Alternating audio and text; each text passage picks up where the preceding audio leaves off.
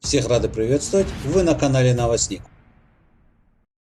С 1 июля мигрантам выдадут документы о дактилоскопической регистрации.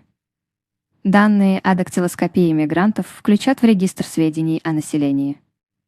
С 1 июля Федеральный регистр сведений о населении включат информацию о выдаче мигрантам документов, подтверждающих прохождение ими обязательной государственной дактилоскопической регистрации и фотографирования. Соответствующие поправки в федеральный закон вступили в силу сегодня.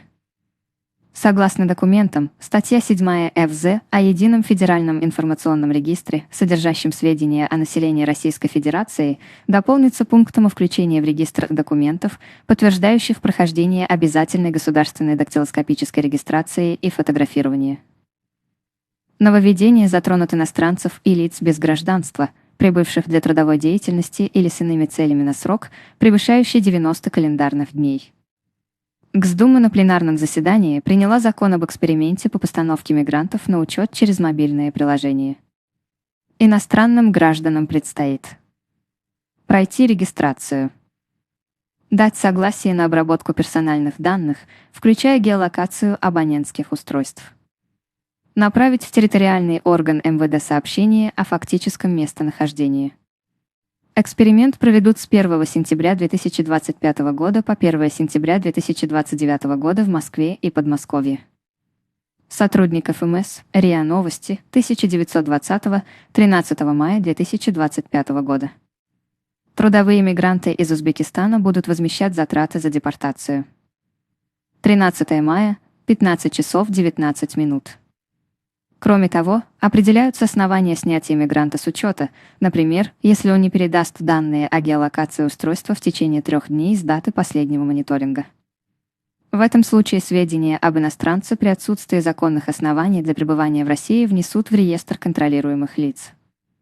Участниками эксперимента станут мигранты, въехавшие без визы, работающие по патенту, имеющие право трудиться без патента в соответствии с законами или международными договорами, кроме граждан Белоруссии, изменившие цель визита на территории проведения эксперимента, находящиеся в регионе более 90 дней не для трудовой деятельности. Документ также предлагает предоставить возможность иностранцам, получившим патент в одном регионе, работать на территории другого.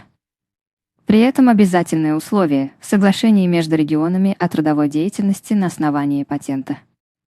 Право заключать его дадут властям Москвы и Подмосковья, а также Петербурга и Ленинградской области. Закон предписывает работодателю, если иностранец задействован в 2 субъектах, уведомлять территориальный орган МВД по месту его трудовой деятельности. Как отметил спикер Госдумы Вячеслав Володин, для них ведут обязательную регистрацию по месту нахождения, дактилоскопию, биометрическое фотографирование, мониторинг геолокации абонентских устройств. Меры не коснутся дипломатов и граждан Белоруссии. Если эксперимент пройдет успешно, его могут распространить на другие регионы, добавил парламентарий.